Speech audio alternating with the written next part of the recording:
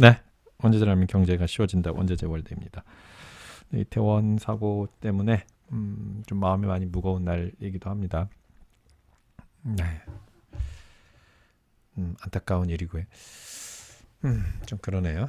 네, 우리 오늘 원자재 월드에서는 이제 디젤 재고 그리고 원유 재고 이런 포인트들 좀 먹게 보면서 우리가 다시 좀 이쪽에 기회가 오지 않겠는가라는 거, 그리고 물가와 연동해서 좀 보겠습니다. 요즘에 그 경유가 휘발유 가격보다 가격이 훨씬 더 높죠. 리터당 200원도 차이가 납니다. 그런데 미국의 디젤 재고가 지금 2008년 이후 최저 수준입니다. 가격 급등 우려 이런 기사들이 나오고 있습니다. 106.4, 미국의 지금 재고가 106.4예요. 장 1년 전에 125였습니다. 미국의 경유 재고를 지금 보면은 이게 지금 7월 재고 수준인데 여기보다 지금 더 내려왔습니다. 그래서 지금 80년대 이래로 지금 최저 수준으로 지금 내려온 상황이에요. 그래서 그 히팅 오일 가격을 보면은요, 즉 22년 지금 다시 정고점을 향해서 올라가고 있습니다. 이제 그 경유가 이제 뭐 난방유를 포함하고 있고, 뭐 트랙터라든가 농업 또는 제조, 뭐 그 트럭들 이런 데도 이제 많이 쓰이고 있는 거죠. 히팅 오일 가격이 두 개가 들어갔는데, 자, 그래서 이제 우리가 여기서 이제 봐야 되는 포인트는 이런 겁니다. 지금 재고가 역대급으로 낮아요. 디젤이 경유가. 근데 우리가 알고 있습니다. 우러 전쟁 영향으로 인해서 공급이 좀 줄었죠. 러시아로부터 오는 것도 안 되고. 그다음에 두 번째는 지금 글로벌리 이제 정유 캐파가 좀 한계가 있습니다. 미국도 그렇고 중국도 그렇고. 그래서 경유 공급이 그렇게 쉬운 상황은 아니고 여기서 많이 늘리기도 어렵습니다. 그리고 세 번째는 지금 올겨울 이제 만일에 난방유까지 더해준다 그러면 히팅 오일들 가격들은 굉장히 올라갈 거예요. 네 번째는 지금 오펙 플러스가 200만 배럴 감산한다고 했고, 미국이 전략 배출률을 이제 풀어서 어느 정도 대응을 하고 있는데 12월 5일 날 다시 또 감산 스토리에도 들어갈 수 있습니다. 그래서 우리가 이제 어떤 것들을 봐야 되냐면, 유가가 89달러, 유가 어디 밑에 있나요? 한번 보죠. 유가 가격이 위에다 올려놓은 모양이네요. 유가가 지금 한 88달러, 85달러 왔다 가고 있습니다. 그래서 러시아나 오펙의 그 사우디의 연합으로 인한 유가 감산, 그리고 그걸로 인한 유가 충격이 별로 큰 것 같지 않지만 사실은 지금 그 경유 쪽의 사이드에서는 굉장히 크게 압박이 들어오고 있습니다. 히팅 오일 가격을 보면 확인할 수 있는 거죠.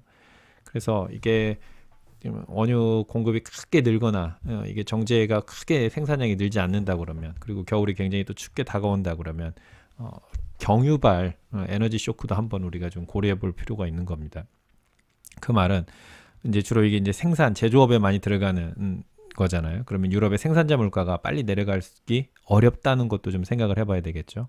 그러면 유럽의 생산자 물가가 빨리 안 내려가면 유럽의 소비자 물가도 빨리 안 내려갑니다. 그러면 유럽이 이번에 자이언트 스텝을 0.75 하고 다음번부터는 이제 좀 내려갈 것이다. 그 긴축을 좀 완화할 것이다라는 기대가 실리면서 전반적으로 자산 시장들이 주식 시장도 마찬가지고 반등을 한 거죠. 그 기조에 있는 게. 그런데 만일에 지금 경유 가격의 이런 지속 상승이 계속된다 그러면 올 겨울에 다시 한번 아직 완전히 끝나지 않을 수도 있다는 것도 우리가 한번 좀 체크를 해봐야 될 것 같고요.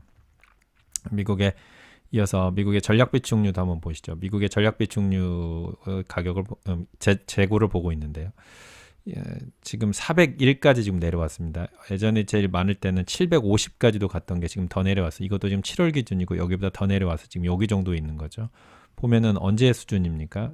지금 요 레벨에 내려와 있는데, 그러면 1980년대 정도 수준으로 내려와 있던 겁니다. 고점에서 굉장히 재고가 지금 낮아진 상황이고요. 미국은 전략 비축유를 지금 계속 풀면서 유가에 대한 압력을 지금 11월 8일 중간선거 앞두고 풀고 있는데, 오펙 플러스의 감사는 지금 실행이 되고 있고 다시 한번 또 갈 수도 있고요. 또 미국이 지금 SPR, 이게 전략 비축유예요. 이거는 이제 미국도 제한이 없이 풀 수 있는 건 아닙니다. 그래서 이 재고를 풀 수 있는 수준에 거의 지금 하단까지 다가가고 있다는 것, 다음 카드가 별로 없다는 것도 생각을 해봐야 돼요. 그리고 미국이 그렇기 때문에 장기적으로는 1300만 배럴 지금 생산으로 계속 지금 더 압력을 넣고는 있습니다. 그래서 생산량은 증가하고 있어요. 그래서 중기적으로 봤을 때 미국의 생산량이 늘면서 유가는 좀 내려올 수 있는 가능성이 있습니다. 그러나 단기적으로 봤을 때 올 겨울에 다시 12월 5일을 기점으로 원유의 큰 변동성이 $100 이상으로 올라갈 수 있는 가능성도 한번 체크를 해봐야 될 겁니다. 그래서 지금 경유 우리 봤죠. 그다음 미국의 전략 비축유의 바닥도 거의 다가오는 거 보고 있죠. 그래서 12월 5일이 두 가지 큰 이벤트가 있지 않습니까? 러시아 원유 캡 그 원유 가격 상한제를 이제 실제 실효적으로 적용하는 날이기도 하고 오펙 플러스의 미팅이 있는 날이기도 합니다. 그래서 12월 5일 전으로 일어날 수 있는 유가 변동성을 한번 좀 생각을 해보고요. 만일에 유가가 다시 100달러를 넘어갈 가능성도 없다고 볼 수 없어요. 우리가 시나리오가 뭐죠? 장기 균형가는 유가는 85달러를 수요 공급상으로 보겠지만 이벤트에 의해서 100달러를 갈 수도 있다는 거 한번 체크를 해보고요. 트레이딩상으로 보면 100, 110, 120, 130까지도 열어놓고 분할 STR에 대해서도 우리가 여러 차례 봐왔는데 다시 한번 이게 나타난다고 그러면 다시 한번 기회일 것이다라는 거 보는 거죠. 자, 그러면 이거를 이제 중기적으로 올해 12월 넘어서 내년 1월, 2월까지 봤습니다. 그러면 단기적으로는 상승 압력이 생길 수 있고 그것이 다시 내려오고 그리고 내년 미국의 생산량이 늘어나면서 어느 정도 다시 85 언저리 또는 그 아래로 내려올 가능성도 봤어요. 그런데 초장기적으로 본다 그러면 이거는 뭐 하이엠에서 보려고 그런데요. 이번에 이제 우러 전쟁을 어떻게 해석하느냐는 건데요. 우러 전쟁을 해석하는 프레임에 대해서 뭐 미국과 중국의 패권 전쟁, 그거 사이에 낀 러시아 이렇게 보기도 합니다만은 우리가 에너지라고 하는 측면에서 보면은 지금 이거는 친환경 에너지를 둘러싼 미국과 또 유럽의 얼라이언스 그쪽의 연합과 원유를 가지고 계속 판매하면서 가야지 되는 사우디, 러시아, 그러니까 중동과 러시아 그리고 그 화석연료, 원유와 가스 이런 것들이 필요로 하는 성장하는 나라들, 중국, 인도 이런 나라들 간의 어떤 에너지에 관련된 트랜지션의 상황이다 이렇게 좀 볼 수 있는 겁니다.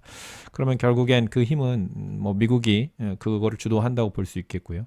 그래서 장기적으로 놓고 보면 원유가 에너지 트랜지션, 즉 친환경 에너지로 간다 그러면 WTI에 100달러 넘어가는 가격에 대해서는 10년 정도를 놓고 본다 그러면 숏을 가져가는 게 맞을 것 같고요. 태양광이라든가 풍력에 대해서는 우리가 2025년, 2030년, 2050년까지로 봤을 때는 길게 본다면 롱, 그리고 원자력에 대해서는 롱 이런 식의 에너지 전환, 에너지 트랜지션에 대해서도 우리가 좀 볼 필요는 있을 것 같습니다. 그래서 정리해 보면은 단기적으로는 12월까지 유가 변동성이 다시 한번 생길 수 있다. 그거는 업사이드의 가능성이 있다. 그다음에 다시 중기적으로 내년 2023년을 놓고 본다 그러면은 유가는 글로벌 경기 상황, 미국의 생산량 등을 봤을 때는 85달러 언더로 돌아가는 게 맞을 것이다라는 시나리오. 그리고 초장기로 한 10년에서 20년 또는 30년으로 놓고 본다면 원유의 피크는 아직 뭐 덜 왔을 수도 있다라고 보지만 초장기로 놓고 보면 결국에는 친환경 쪽으로의 에너지 트랜지션은 정해진 길이라는 것도 우리가 좀 교관을 나눠서 볼 수 있을 것 같습니다. 여기까지 원자재 월드에서 살펴봤습니다. 지금까지 원자재 월드였습니다. 늘 함께해 주셔서 감사합니다. 좋아요 부탁드리면서 물러가겠습니다. 좋은 한 주 되십시오.